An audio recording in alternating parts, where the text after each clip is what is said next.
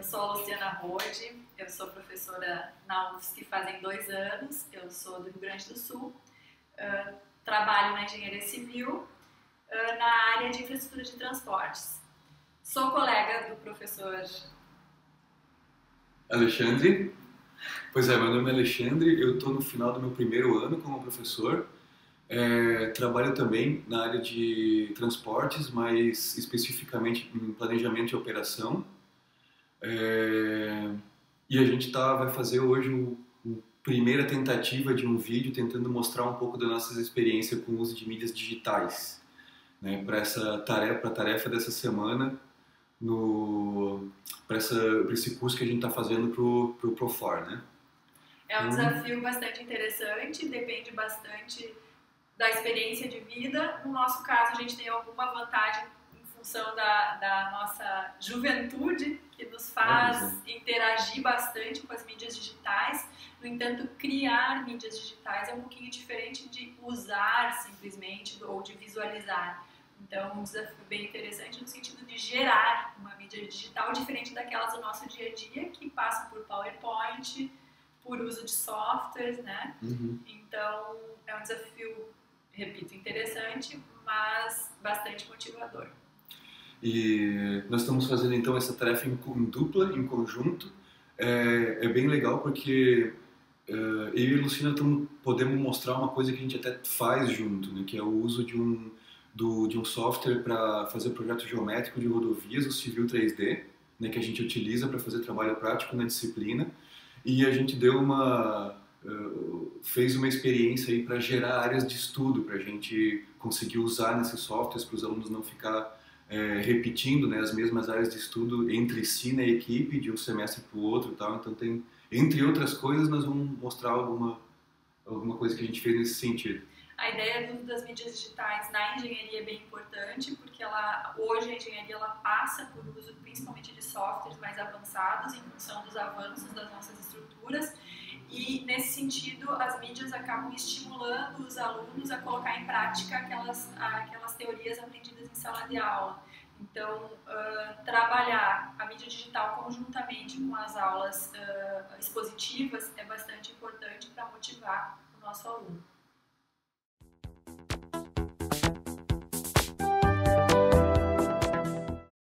Mídia digital básica, a gente utiliza uma mídia disponibilizada pela própria universidade, que é o Moodle, que serve como apoio para a disponibilização de materiais, tanto os materiais utilizados nas aulas, quanto materiais para estudo extra-classe.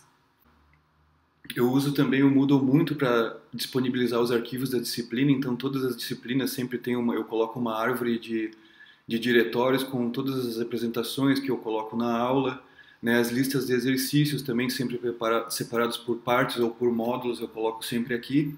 Então aqui eu vou mostrar um exemplo de presença, né? Eu sempre faço chamada em sala de aula com o Moodle, né? E eu acho que a maior vantagem que isso tem é que para cada aluno fica muito fácil de acompanhar quais são as faltas que ele tem. E para mostrar aqui só ainda na parte de aeroportos, também um uso bastante intenso sobre fórum de notícias, né? Então tem bastante divulgação de notas, a parte de organização de visita técnica. Esse é um software que eu desenvolvi para um concurso que eu prestei lá para o EGR, que é a parte de desenho, né? Era para o professor na área de geometria descritiva. Esse software foi resultado de uma monografia que eu fiz. Tive a ideia, né, de fazer uma representação da épura, né, da projeção de Monge, usando realidade aumentada.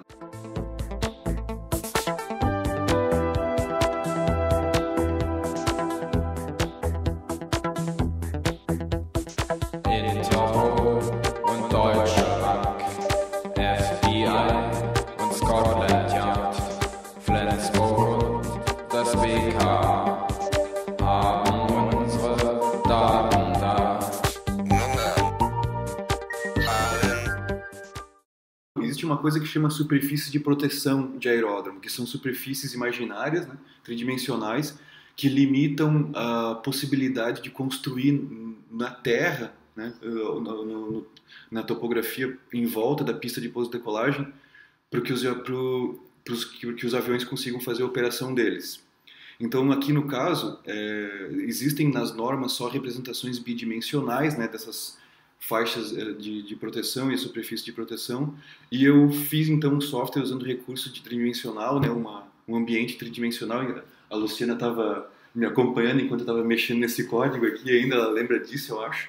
E aqui o aluno então pode visualizar todos os diferentes tipos de superfície que estão relacionadas, né? Pode mudar o comprimento da pista, a largura da pista.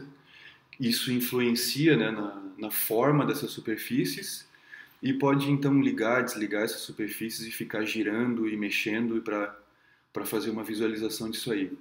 E o código, esse programa foi todo desenvolvido em Python, e o código está disponibilizado para os alunos, né? Então eles podem ver e modificar e usar isso aí para desenvolver outras ideias que eles tiverem.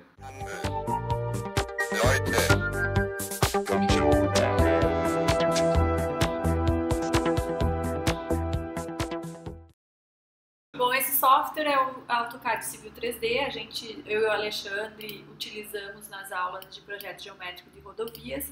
Ele é um programa que nos auxilia no processo de projeto, automatizando muitas atividades. Então, aqui ele apresenta o terreno com elementos de curvas de nível que são necessários para projetar. Ele dá a possibilidade de visualizar esses elementos em 2D e em 3D, o que facilita para o aluno perceber o tipo de terreno que ele estará atravessando com a sua via. E no processo, então, de projeto, esse software tem ferramentas que tornam o processo muito mais ágil e muito mais visualmente mais atraente para o aluno, tornando a compreensão do processo de projetar uma estrada mais fácil e mais gostoso. Deixa eu ver o que mais. É isso aí. E daí os alunos eles recebem essas curvas de nível como único dado representativo da área de estudos, né, do relevo da área de estudos, né? E então o interessante assim que todos eles recebam uma área de estudos diferente uma da outra, né? E como tem sempre muitos alunos, vários alunos por semestre fazendo essa disciplina, né, nem sempre é tão fácil a gente conseguir essas áreas de estudo diferentes para os alunos. E até para usar de um semestre para o outro, né, para os alunos não ficarem copiando o projeto, né. Então isso motivou a gente a desenvolver um gerador, um analisador topográfico para que ele identificasse no estado de Santa Catarina a área de estudo com as mesmas dimensões e com as mesmas características de relevo dessas áreas de estudo de referência.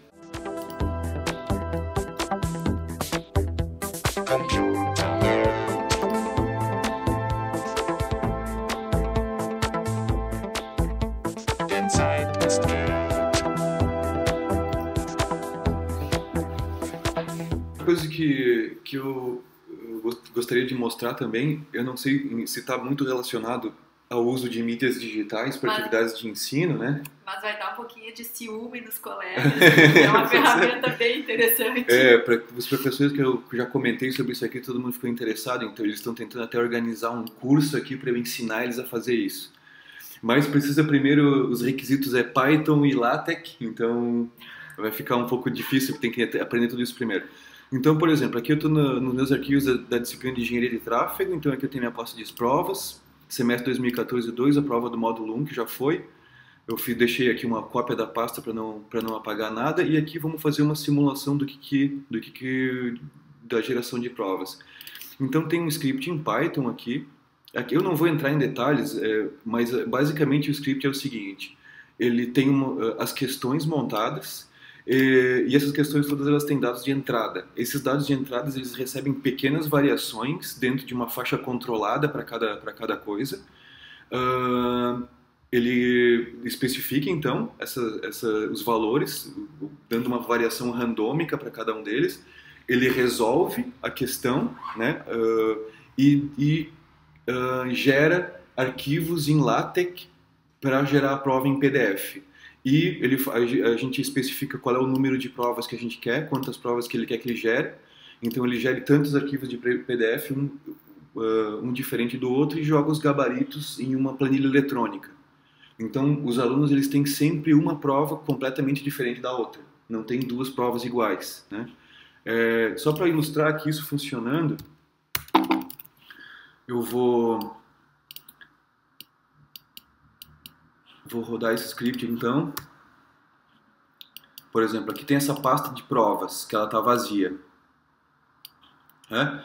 E aqui então tem o script, o data tal. Vamos gerar aqui então só para mostrar 5 provas.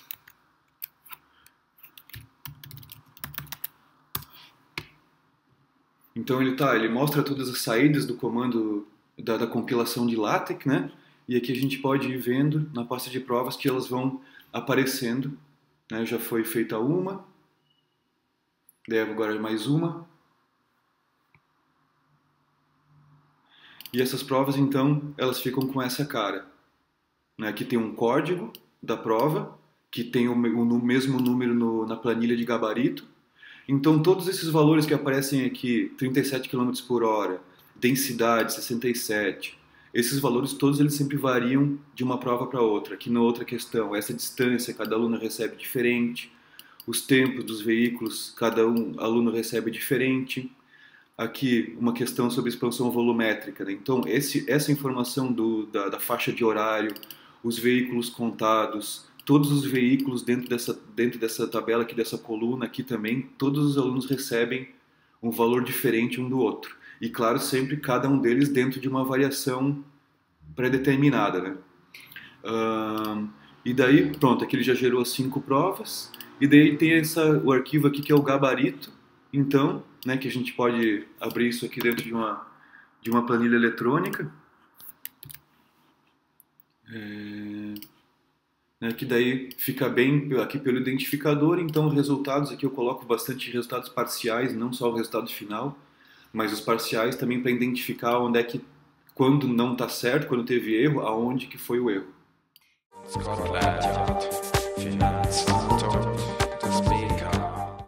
A gente sempre pensa faz a tentativa de usar essas ditas mídias digitais para tentar tornar o ensino mais atraente para o aluno.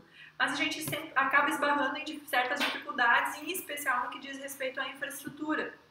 A instituição, embora ela tenha uma estrutura bem interessante, a gente tem uma certa dificuldade de acesso, no nosso caso, a laboratórios de informática, que possibilitariam os alunos a usarem esses softwares mais pesados que a gente, às vezes, se propõe a utilizar em sala de aula. Além, em função de a gente não conseguir ter pouco acesso ao laboratório, a gente também não pode cobrar que o aluno tenha computadores de capacidade gráfica mais potente. Então a gente passa por essa limitação, muitas vezes, de querer utilizar algo um pouco mais avançado, mas esbarrar no suporte de estrutura que a gente precisa para usar esse tipo de software, de ferramenta de maior capacidade. Então, esse é foi o nosso primeiro trabalho de criação de um vídeo, né? A gente tentou meio que fazer quase que uma videoaula, mas com um assunto de mostrar alguma coisa de experiência, né, em mídias digitais e levantar algumas discussões, né? Então, foi bastante divertido, foi gostoso trabalhar em dupla. Eu tive a possibilidade de trabalhar em dupla com meu colega e conhecer alguns pontos que ele enxerga de forma diferente do que eu, então também é válido. A gente ficou aqui um bom tempo discutindo algumas coisas que aparecem no vídeo. Então, como uma primeira atividade, ela foi bastante motivadora e foi bastante agradável de desenvolver. É isso aí. Espero que quem tenha assistido não tenha se aborrecido com as nossas criações de engenheiro no nosso videoaula. Isso aí. E então, até a próxima semana. Até a próxima, pessoal!